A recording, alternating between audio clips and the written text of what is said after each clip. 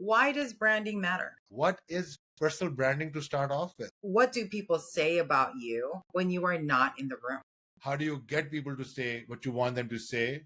And how do you be present in front of them? What are the words that you would use to describe me? You have to put yourself out there. Is there congruence in what you believe you are creating or providing in the workplace with what people believe you are creating and providing?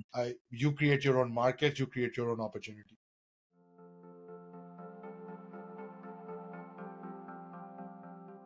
I am Shujaat Ahmed, and joined with me is my beautiful co-host Joselle de Campo.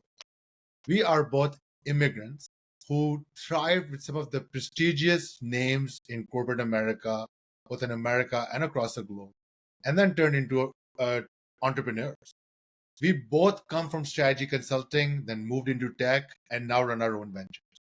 As immigrants, we know how critical it is to demystify what leadership really takes. Because along the way, we sat in a lot of rooms, right? Some with power, some with pressure, and we've seen what is usually left unsaid. So, our goal with this show is to help you lead with clarity and design a career that is more purposeful, not just impressive. So, with that, Giselle, what's the deal today? Hey, Shujaat, how are you? And welcome back, everyone. The deal for today is something we're going to talk about that every leader has, but they may not know it, which is branding. And in today's world, being a leader and being in the workforce, the idea of credibility is insufficient. You now have to be credible as well as being visible.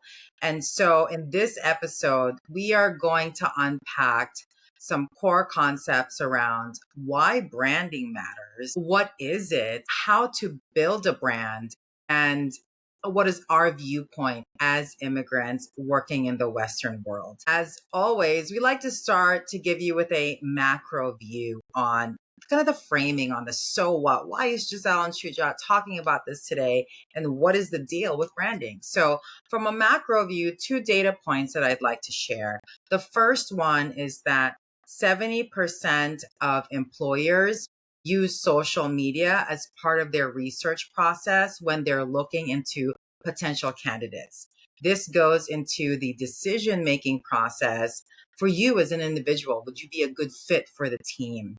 And the other interesting statistics all around the ideas of recruitment and joining teams are that 90% of recruiters, so the folks that you would want to be interested in you and for your next role, they leverage platforms like LinkedIn, Facebook, sometimes even Instagram to research their applicant pool. And so social media screening is now a legitimate and standard part of the recruiting process. And so with these 2 data points in mind, let's get into the discussion. Shujaat, I've shared some interesting data points around jobs and getting recruited and branding. So why does branding matter? We are seeing this already in this market right now. I'll paint this picture.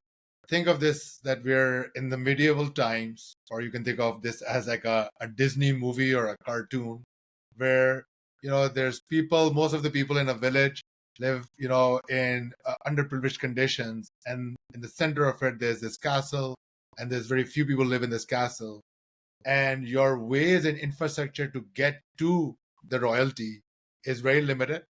There's few gatekeepers who let you in, and then there's very few limited opportunities for you to present to those in power to give you an opportunity to move you from point A to point B, right, in your life. And that is the situation we're seeing right now in the market. We see 3 types of limitations. Number 1, there are limited roles in the market. There are fewer roles than the talent available, and the talent has been available for a longer period of time given layoffs, stuff that has happened for the last 2 to 3 years.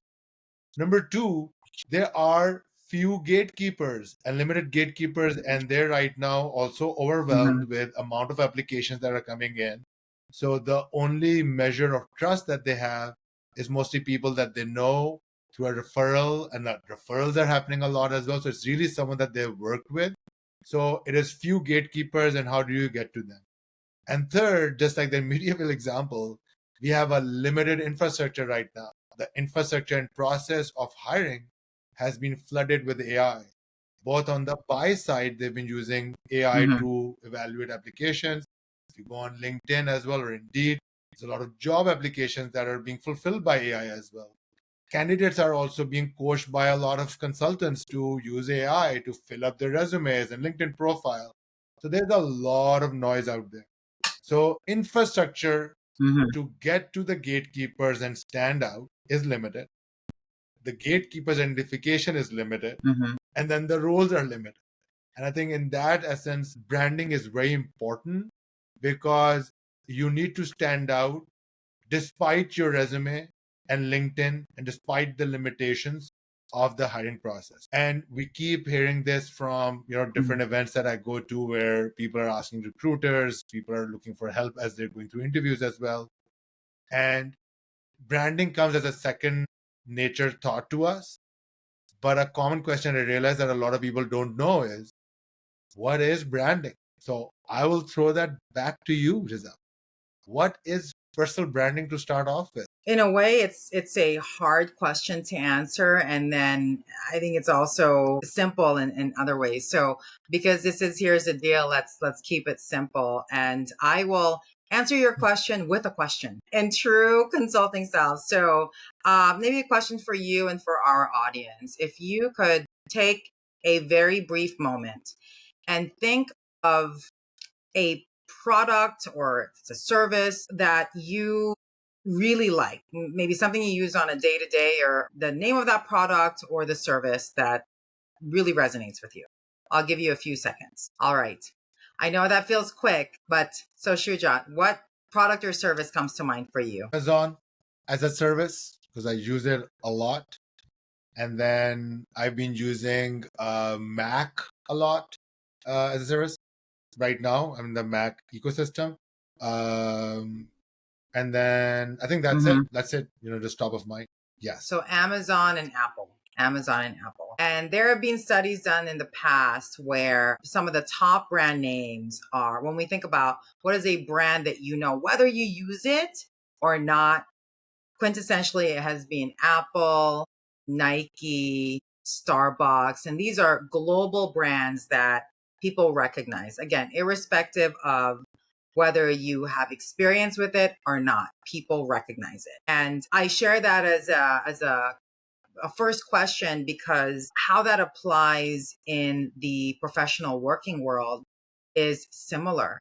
It's if I said Shujaat to someone, what are the words or the feeling that they would have about you? Or put another way, what do people say about you when you are not in the room? So those are, if you think about that question and how you might want to answer it, that is your journey to building a brand. And it matters, and it matters greatly because perception in many instances in corporate world, it matters a great deal. And sometimes your precedes you. So and that is if I play it back, what you're saying is brand is what is said about you when you're not in the room, right? And that is what we've been coached Correct. over the years as well. And let's dive deeper a bit. So what does that mean in terms of, does that mean that for different individuals there's a different brand or that opinion that they want to go with? The example that you asked me about two companies, right? I'm pretty sure those listening as well, they'll have, different brands will come to their mind. And my example was Amazon and Apple. Amazon is more of a, low cost, risk free, a convenience brand, right? Provides service to me in my life. Apple is a brand. When I started my own business, I wanted to have an Apple laptop because it is highly reliable, robust. I've been loving using it, and the compatibility with other products. Not necessarily with all other Apple products, but generally because of this, I hold it in high regard. Not necessarily the iPhone, not a big fan of it, but I use it. I like the compatibility. So it helps me personally and professionally. So in that essence, I think each individual has a different brand and experience that they emulate, that others, feel from them when they're not in the room. Sometimes you know about that brand, that is what people think about you. And then it is either you like what they think about you or you don't like what they think about you. And then there is, well, this is the brand I want to have. So have you seen examples of that? And then if not examples, how does one define what is the brand that I want to have? I think that is a great core question. How do I define my brand? And what's interesting is what you shared just now. There were two words that you shared independently. So Amazon, you mentioned convenience. Apple, you mentioned reliable. And so I think that's an interesting comparison to say, what if someone said Shujaat? What is the word that I think first question is, what is the word that people normally think about when they think about you and who you are? That's one. And number two, what is the word that you believe, or the words that you believe that people are saying about you? And I think the third piece is there congruency in those two areas? Who you are in, let's call it the work marketplace, and who you believe you are in the work marketplace. And so I think that, I think that is an exercise that is important for you and I and others listening to the show to do. And I think the high level is, you should really think about building your brand, because if you don't, someone else will. Someone else will say Amazon is inconvenient, or Apple is stylish yet not reliable, but it's stylish, right? So, I mean, that's an example of, what are words that you want associated with you, and what is the marketplace think, and what's the incongruence. And so I think we like to get very tactical on this show. So let's assume that you resonate with what we're sharing with you, and that branding is indeed important to you and your ability to shape your career trajectory. I think the first thing is you should ask people what, and the question is, what do you believe when I'm not in the room? What words do you associate with? Yeah, I agree. And I think, if let's assume that, hey, everyone, including our listeners right now, understand that, all right, there is what is being said about you, and there's multiple ways that you can go and figure that out. But even if we go, there's like, all right, so why is that important? It is important because the data that you shared, and then the anecdotes I was sharing from like the industry field that we're seeing about job market, and then the hiring process and the gatekeepers, is that either you know all the right people and you have access to all the opportunities, and they are chatting with you about those opportunities, so already their brand is validated. But for majority, you're like, I am applying for roles right now, or I'm in a job and I am afraid what is going to happen in my current role. I need to move out, but the market is really tight right now. I'm also applying elsewhere and I'm not getting any response. So that means the market is really bad. I don't have the energy to go find out who the folks are. What all of that says is, you, in a very tight market, you don't have the right brand in front of the right people for you to stay hot in the market and for you to stay relevant in the market. Yeah, I generally agree with that. I would like for us to actually unpack two things. Number one is kind of your let's say your social media brand, what shows up on your LinkedIn and other social media platforms, and then your branding, like your physical branding, say at work. I will take the second piece first, and share an interesting piece that I saw that I thought was very impactful. And it is a video. You should all look it up. It's by Carla Harris, who is a senior leader in Morgan Stanley. And she shares this really fascinating story about getting promoted, and branding. Not exactly those words, but long story short is that she was aiming for very senior roles and she was missing the mark. But she was so close, and so she started to ask around and say, like, what's missing? And effectively, what she found out is that there are certain, when you get to the highest echelons of Morgan Stanley, there are certain brand expectations about you as a professional, and one of them was a word, and that word was tough. So not only do you have to be a good deal maker, you got to close the deals, you have to be very specific about around a topic in financial services or in finance. You have to meet all of those things, and you also have to be tough. And she was like, well, I guess people are not saying that I am tough. So what she did is, one, she kind of, framework is like, one, ask people. It's like, hey, I'm not tough. Two, she started to be intentional about it. So she was literally describing herself as, well, you and I are working together, Shujaat. We're going to film this, episodes. I just want to let you know, I'm going to work hard, but you're going to work hard too. I'm tough. This is going to be tough, but we're going to have a great product. It's going to be an excellent product. And so she started intentionally saying that about herself to others. And then others started saying that about her. Carla, she's great. She's excellent. But boy, she's tough too. And so long story short, she ended up getting promoted. And so that's, I think, a great example of, why internally, it's important to build that brand. And then I think, how does that then translate to the external kind of branding in the marketplace? So one, watch it. It is such a good video and very impactful. I learned a lot. I use it.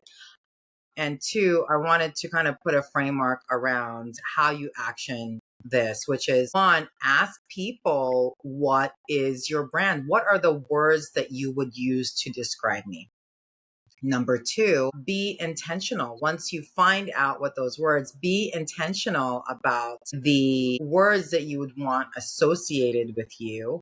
And three, start to socialize that and share that with others. So that's the framework that I would say. One, ask. Two, be intentional about how you diagnose and think about it. And three, shape your brand. I am of the opinion that if you are not shaping your brand, if you are not defining your words, then someone else will, be it recruiters, your teammates, an AI algorithm. Perception is being formed about you with or without your input. So my take is shape your own So I am perception. so happy that you mentioned Carla Harris. That's the first person who came to mind. The video that you're referencing is from the LinkedIn Talent Connect 2018. So everyone can search that. I was there live and she was presenting. It was one of the most moving moments.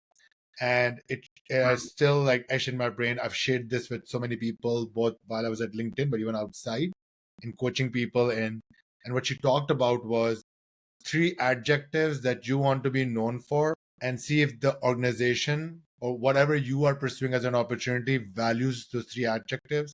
If not, find out what are the 3 adjectives and then make yourself move towards that. If not, this place is not for you. This opportunity is not for you. And in her case, toughness was the adjective. And I love that she then used, what are the distribution channels? She used the distribution channels through her meetings of people to say this about her, about the adjective of being tough. So I completely agree. And I think going back to what it means then for this environment right now is that, one is, what are you known for when you're not in the room? So right now, if you're applying, there's about almost every job posting has like 1,000 applications like within a few days. And if you're not in the network of the hiring manager, and the hiring manager has not worked with you, they are looking at most likely either a resume or a LinkedIn profile. How do you stand out? I think that's why branding matters right now, because what people say without even meeting you and without you even having the chance of a first even interview or a business meeting, why, how do they find out? And I think figuring that out right now is so important, because it is table stakes what is being said about you when you're not in the room. How do you get people to say what you want them to say? And how do you be present in front of them? And I think it is so important, not just for those looking for roles. I think it is important for the future as well. As we know, for example, in tech, I know when a lot of tech leaders for very unique roles, hot commodity roles, the executive recruiters look for, show that you've built a followership. If you left with other people, leave as well. And that is a brand as a leader you have, that where you go, Right. good talent follows you as well or not, and that is evaluated. And then Right. thirdly, as a business, you will notice that businesses have turned into content creators because they've realized how important this branding is. Businesses that were already very rich. So if you think about, there's the All In podcast, right? It is very simple production value, but since it became famous, all the other VCs start putting money doing high production value podcasts, still not to the level of All In, because they realize that yes, they have money, but there is an affiliation when they go out in the market. People start recognizing you, right? So it also creates opportunities, but also creates social equity for you. Similarly, I've seen a lot of startups now say, hey, rather than marketing, they've gone on to podcasts, build their own content. I'm building mine as well. As a business owner, you're creating content as well to create awareness.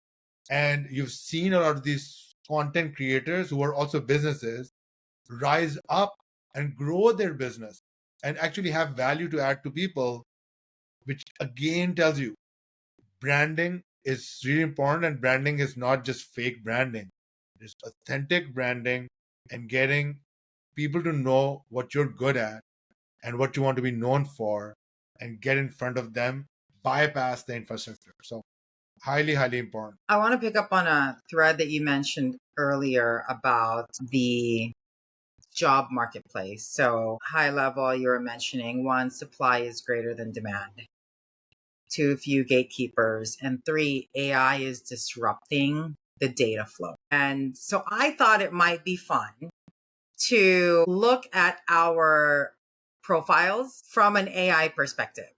So I'll do one on ChatGPT. So I think today, first, I think in the beginning, and in the beginning is really just a few years ago, right? People Google you. So as a a professional, as a leader, it's important to one, Google yourself. So if you have not Googled yourself, please do that. Very important, so you're aware of what pops up.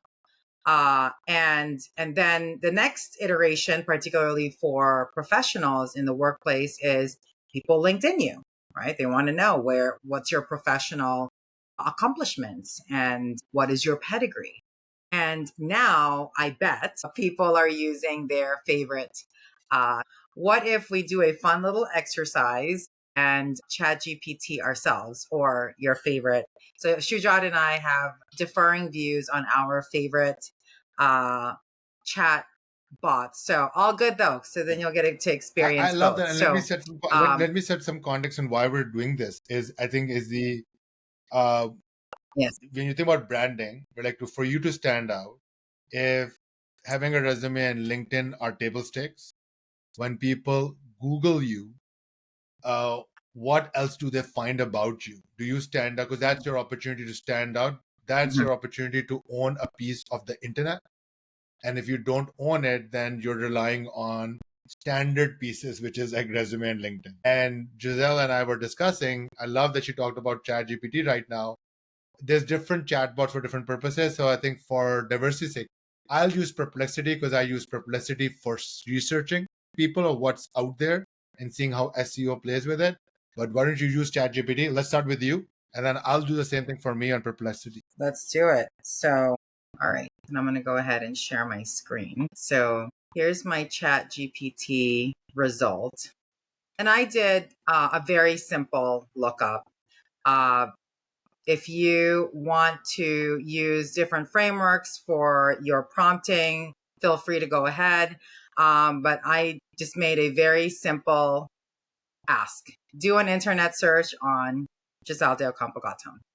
And so number one, I think it's important to know this. And number two, by the way, this is the first time I am doing this.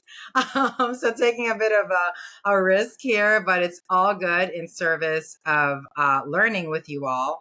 And then let's see what pops up. So first thing is that is me. So that's great. And Oh, I love it. Okay, so let me so read I this out, just a think summary of it, and you tell me if this is the right branding that you wanted, right? And for those in the audience, of course, who are listening to this, you can see what we did is we basically did a prompt, and to save time, we didn't want to do it live. We just did it. We didn't edit anything. So right now you're seeing Giselle's screen with ChatGPT, where she just did a simple prompt: do an internet search on Giselle Jacompo Gautam. So this is also the beauty of immigrant names, that sometimes our names are very unique. So it only found you, right? That may right. not be the case with me. So what I found out is Yeah, I am the you're a only market one. of one. So profile and career highlights. So this again, it shows you as when I read it, and I'm like, oh wow, she's a founder and CEO. So of On Capital, it's a business advisory focused on helping organizations around technology and business strategy. Wow, what has she done in the past? Oh, at LinkedIn. Okay, big brand name. She was an operating leader. Wow. Okay. And then so I look at the numbers there, look at the roles. Wow, very well diversified portfolio. She co-founded and expanded PwC's Global Financial Services Innovation Center. Amazing. I have to say, Shujaat, this feels Outlet. very in the spotlight. So just want to let you all know for our just for our audience is I think we're meant to feel this way when we look ourselves up, and so it is highly uncomfortable. Nonetheless, it's important, so we can That keep is, and we'll going. But touch a I bit just later. wanted That's to also the immigrant talking, right? sentiment. It is. This is not fake, just the immigrant talking as well, because it's very weird for us to hear this. So when I look at this, it's telling me what you're doing right Right. now, and it is pretty good. It's very different than what I would find in a resume or LinkedIn profile. Good summary of like what you've done in the past. You're also advising others. You're on board. You recognize your credentials as well. And other than that, it's also picked up your social media stuff. So if you scroll up in this example, if you Yeah, scroll up, so I let's see. think Let's here's what take a I'm look. finding from it. So if it started with your profile and career Mm-hmm. highlights, your current role and your past leadership, your board and advisory positions. Now, I would have found that, let's say, on LinkedIn and on a resume. I would not have found that in this way. Why? Because you have your own website, you also have your publications, right? You have a presence on the net, you're on social media as well, that it is also picking up from there. So that's one, based on where you've been on panels, on discussions. Mm-hmm. On top of it, even if the AI did this for everyone's LinkedIn and resume, it specially calls out a separate section, thought, leadership, and education. And it says you're a Substack contributor and you also teach a boot camp on strategy and planning. It took that out. What means is it is your branding. Like the work that you're doing, it is great work. It has picked that up as well and said, listen, let me market it for you. Yeah. Wow, it even picked up the It rating. also picked up the rating from Interesting. it, Right. and then Yes. it summarized it further. So I think this is a very good example of, had you not done that, like not focus on your branding as a solopreneur, and then also as someone who you could be working in corporate right now and doing this, it would have only picked up the initial experience and education, and would have been very similar to someone just looking at a resume on LinkedIn, right? And probably would not have synthesized the way it has done here, because of your external presence. It is reading more data points about you. Yeah, it's interesting. I will And stop sharing now. That was a very yeah, useful, awkward, albeit very awkward. humbling experience. Someone was asking So for awkward, advice this week, and I would say, humbling. take this then. And even, in this market, if you feel like everything is the same, you could put this in other AI tools and find unique ways of presenting yourself and reaching out to hiring managers. If not hiring managers, doing cold emails, but sending out stuff. Could be a podcast about you, could be use an AI tool to summarize your profile in a video to others, right? There's ways that you can do that, but all of those are tactics.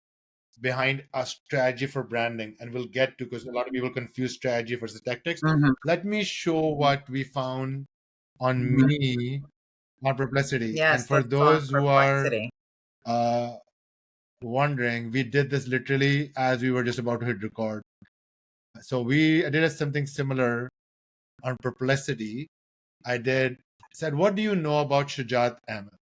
First of all, I told Joselle that there's going to be multiple profiles, and I don't think it's going to find me right away. Good thing is, of the first 4 pictures, at least 2 of them are mine. So 50%. All right, very good. And then if you look at the summary, I have a very unique profile.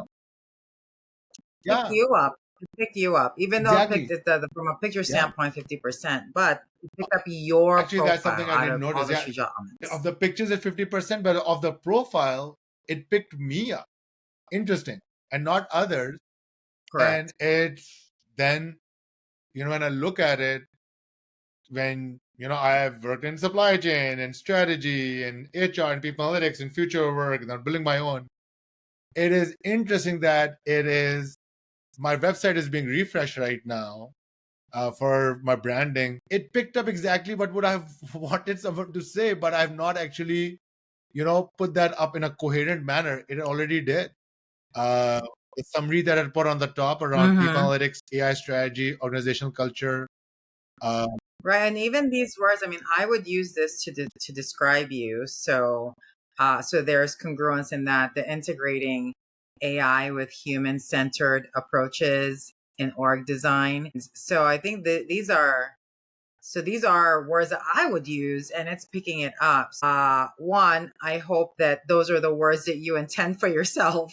And if not, of course, there's as you're pointing out, what might you do to influence this yeah, data and set? it's interesting. Actually, I should use this. So this is a good exercise. Actually, so I did a Yes, you're similar right. exercise some time back where rather than searching my name, I searched for the topics. And as I drilled further in the topics, on the third try, Mm-hmm. Perplexity found me. And I said, okay, that is really good, right? It's feeding off from SEO Fascinating. and all of that. But I'm like, I haven't done much as a solopreneur. Trying to figure out SEO and all of that. It's still working. So that means whatever I'm doing, it's catching. And this is actually a pretty good summary. I should use this for my LinkedIn. But Shuja, would you mind just scrolling down for a moment yeah, on so thought that was leadership wondering and because that would be the impact? additional portion, right? That would have come outside of my LinkedIn resume. Yeah. Mm-hmm. So, one, this is quite an illustrious accomplishments that you have in terms of, I mean, you did do this. So I just wanted to call out. It's amazing. Really great work. And two, I often get asked from leaders that I coach and different leadership circles that are interested in moving up in certain organizations. And one of the questions that's always asked is, uh, do I need to do thought leadership? Meaning, do I need to write? Do I need to present? And how visible does it need to be? And I mean, generally, my answer is yes, especially when you get to certain leadership roles and companies. It becomes more and more important as part of articulating the expertise that you bring to the table. But I think seeing the results in 2 different AI platforms, that it's specifically calling out thought leadership and impact, I think that has got to be fascinating, because that in itself might distinguish you across other candidates. Because if you think about what it summarized, first it summarized your professional background, your education, global experience seems quite unique in terms of the call out. So if you think about, if everyone will have what you're doing today, uh, your professional background and education, others likely will have that also, especially if you've been in the workforce for quite some time.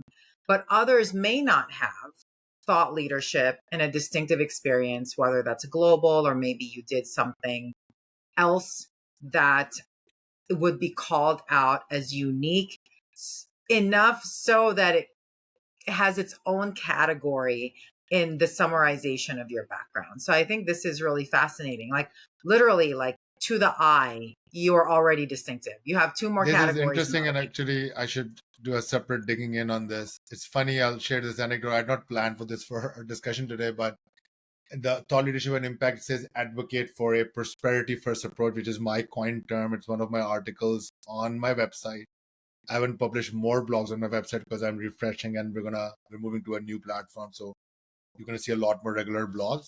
It is funny. I wrote that article sometime last year, where that article was also my submission for a very prestigious institute, but I know that a lot of the prestigious institutes are old school, so it was a way of me also testing that if I have to go do something around AI, do you have to break all the gatekeepers because they are still living in a fool's paradise? So it's like a very prestigious institute that I had the entire profile, everything I would apply to, but they were looking for a lot of things that's a very corporate that I didn't have. I had something out of the box. So what I did was, for submitting my thesis, I said, okay, that is my submission, but I'm actually going to write this as a blog post as well, because I am thinking about it and building my perspective. This is some time back. I wrote that, and while I was writing that, I wrote the prosperity first approach. And tons of people started reaching out to me for that. I'm like, no, that's just a thought piece I put out. Down the road, whatever my submission was did not get accepted. And I said, well, you were a good candidate, but we're looking for, basically, they were looking for safe stuff. People who were like, I won't bash them. But the market, branding, end of the day, is what? It is about the market. The funny thing is, I wrote that, and then I've been working on AI. I didn't publish anything else. I did not make anything public when I was working on AI at that time. I get a call from a conference to be a keynote speaker on AI and future work. That is the conference where I had the other institute where I had made a submission. Once people go through that institute, some of their alums want to be sought after by this conference to come and present. And my same submission that they felt was, too out there and not safe enough for them, because that's what a lot of prestigious institutes look for. Who eventually they want to sell to, that conference is a market that gives you the signal. They're like, no, they paid for me to come and present the details of this. So branding is in the market. You are in a market, and if you have something solid to say and it is of value, is the market is telling you that it will bypass the old gatekeepers. It's a brilliant story. You leapfrogged into a very important space that was important to you and in your topic area. And one, you approached it in a very different manner. Two, you did it with your own thoughts, whilst it may not have netted the outcome that you expected. It sounds like it actually netted an Absolutely, even it gave me greater outcome. the proof that I'm on the right path. I don't need to worry about trying to be affiliated with institutes. Right. I need to go do this on my own, and then I decided to go do this on my own, which again comes back to bringing back to our discussion around for our podcast is two questions that come to my mind. One is this different for ICs versus managers versus leaders? And then especially both of us as immigrants, what is our immigrant stake on this? So on the first question, is branding different for individual contributors or leaders? I don't think there's a difference. I think what's important is I think it goes back to that framework of, is there congruence in what you believe you are creating or providing in the workplace with what people believe you are creating and providing. And whether you are an individual contributor or a leader, those same questions apply, because when we go to work, we have quarterly performance, or perhaps in other places it's a different kind of cadence, but you are evaluated. And part of the evaluation, when people think about what is your contribution, they will think about it, and this is neither right nor wrong. This is effectively how it is, which is your reputation will travel faster than what's on paper. That paper being your resume or your performance review document. And why would you not want to get ahead of that? Why would you not want to shape that? And so I think it is important to everyone in the workforce. Yeah, and right now what we're talking about, like branding, right? Make sure that you stand out through work beyond your resume and LinkedIn. It matters now for both ICs and leaders because it is going to be looked after. They are with AI, it is very easy now to set up things. If you don't have the resources, but you want to do it on your own, it's very easy to set up your website, set up your platforms, and get your word out there. And the algorithms will take care of make sure that you get to the right audience, and you'll find your own audience as well. Doesn't matter how niche you are. And if you're worried that, listen, this feels cringy or it's not, it is. If you feel like that you only talk a certain way and you don't want to follow the rules of what typical marketers are doing, all good. The algorithms will help you find the right audience that you need. You just need to be consistent at getting your word out there. I will say from the immigrant stake, though, immigrant stake, I know it is very difficult because we come from cultures that most immigrants are and one is cultural, but then second is contextual as well, that when you do move to another location where you're moving because you want to find a better opportunity and you now want to fit in, that situation itself puts you at a crossroad, right? Where you either go for struggling and trying to find safety, or you're struggling, but you're saying, all right, what else do I have got to lose? I'm going to go all in and try to leapfrog here, right? And so you see these like two different lines come up, two different segments of immigrants that come up. So, but because of that, as we start our career and we get some initial validations of we have something to offer, someone's willing to pay us, someone's willing to invest in us, we now want to not lose that after having seen either our parents struggle or having seen ourselves struggle. And that also has built into it that, hey, just keep your head down, do the hard work, and hard work will pay off. And I think at least I'll start off with this, and then I know Joselle has a very good perspective on this as well. That I learned earlier on in my career that while I'm doing hard work, I was like, I don't have the pedigree, I don't have the membership to a country club. LinkedIn was the closest to a country club many years ago where I'm like, all right, without having a membership, I can actually just message someone and say, can I get some perspective from you? But other than that, I was like, I am sitting in industry in a role where when you're in a function, let's say you're in supply chain or finance or marketing, people come to you for something they need. And I was like, where I'm seeing people succeed and people who grew up here and were non-immigrants, they're good at sales, they're good at marketing, and the general immigrant mentality would be that maybe they're just good at talking.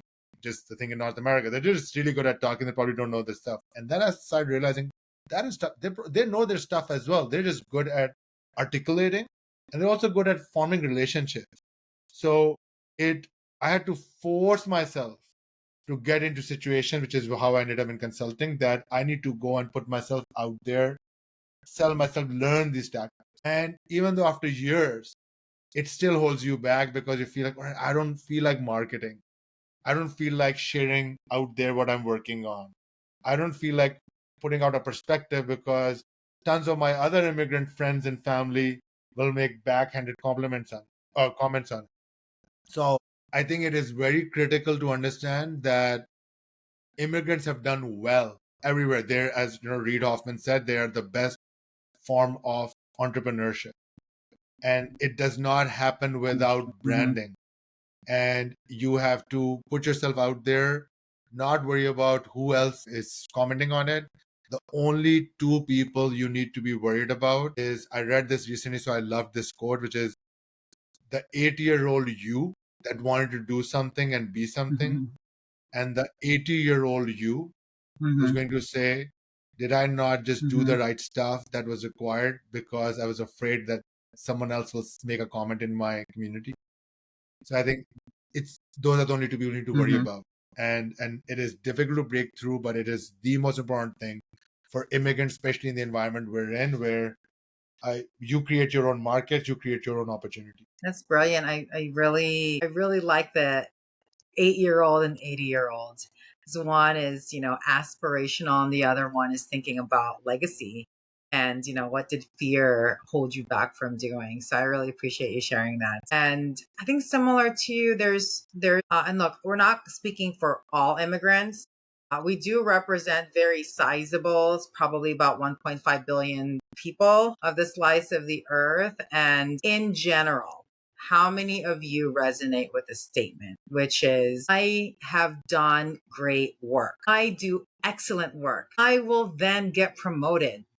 I'm a total shoo-in, right? Because you did great work, you're excellent, and everyone should recognize it. That's exactly how I thought.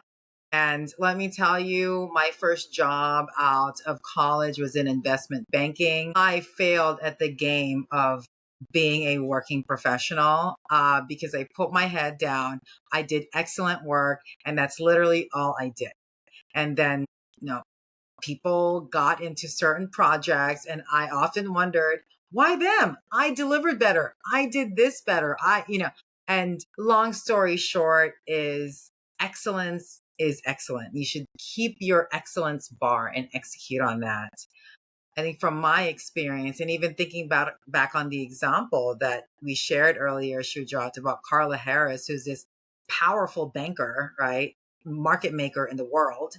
There's this perspective of, we put in our time, we delivered value, and it's going to happen for us. And I hope that is the case for you all who are on that path.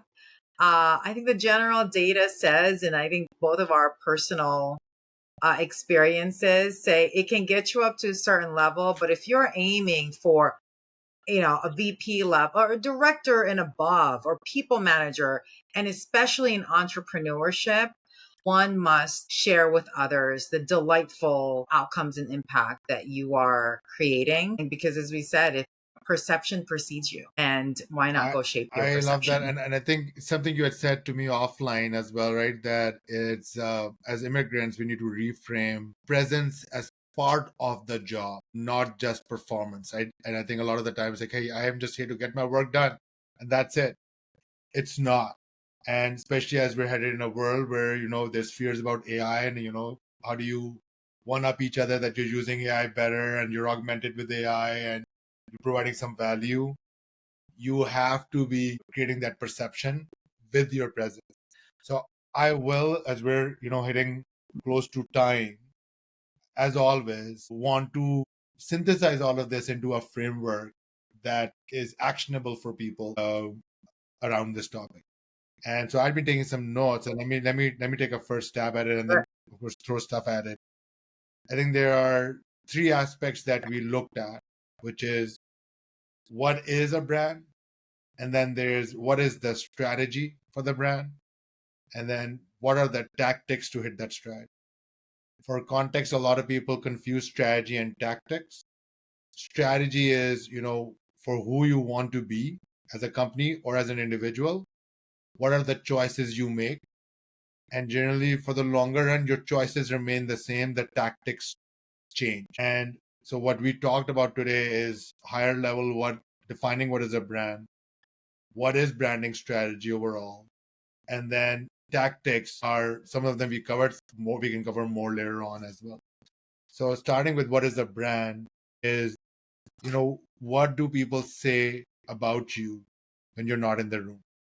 And the question we put there is not what is the brand, it is, what is the brand that you want to be known for?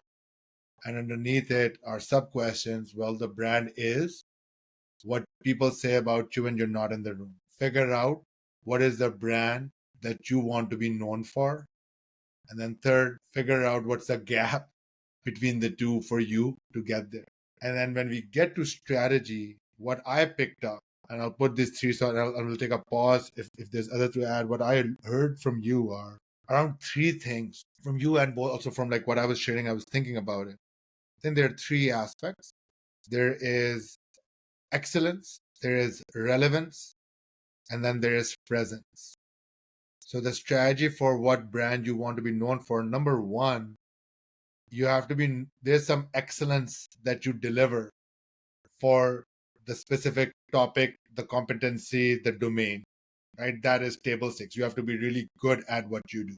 Then second, make sure that what you do is relevant to the market. It is relevant to the market you're in. It is relevant to the market you want to be in. It is relevant to where this market is headed. Think Mhm. about AI right now. Whatever is your domain expertise, is it relevant in the AI era? And then the third is what we say, then making sure that you have presence about both the excellence and the relevance in the market, that it is visible, it is people know about it, people talk about it in those. And I'll pause there. Is there anything else you think we should Mhm. add in the strategy for personal branding? It's more around the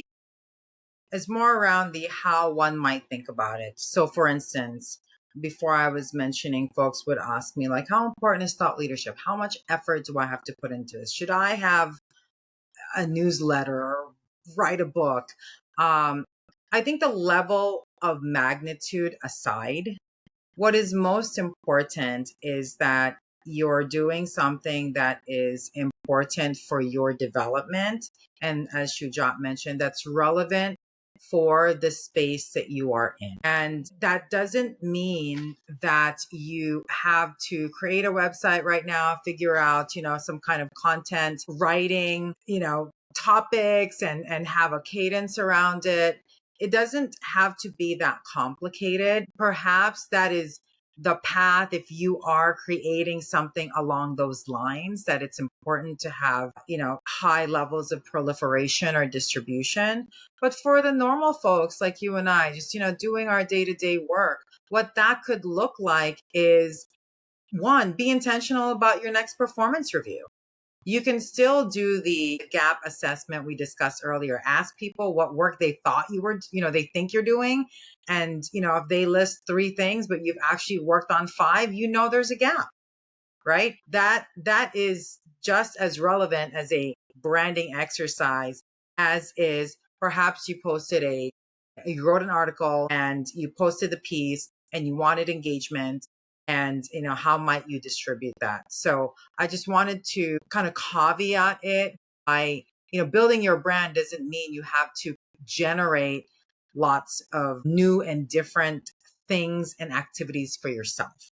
It could be in your normal course of professional development and day to day at work. Thank you for that caveat. So if I put that again, that framing of excellence, relevance, presence. So I think in terms of excellence, there are 2 aspects.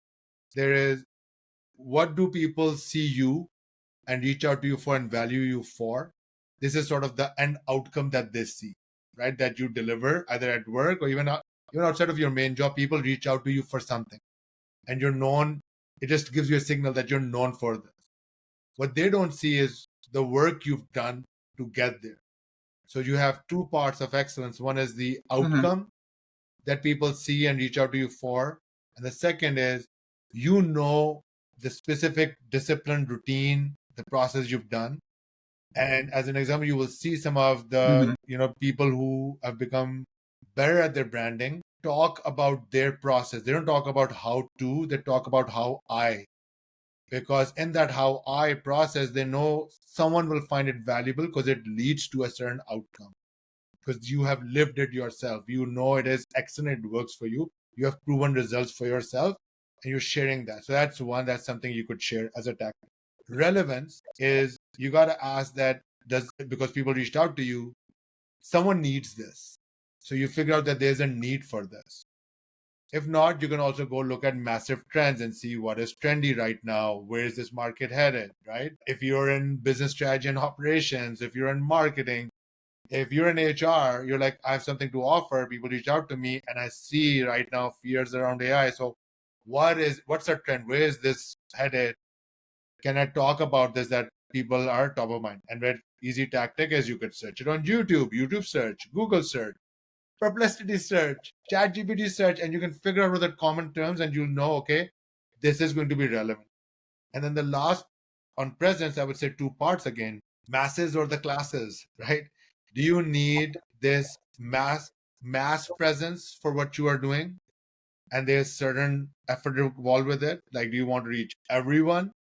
Or is it you want a very few people and you want to even put a premium to it? And that's where I said classes. It's a term. Classes to the masses is a marketing term. So not that I'm saying that there's different classes.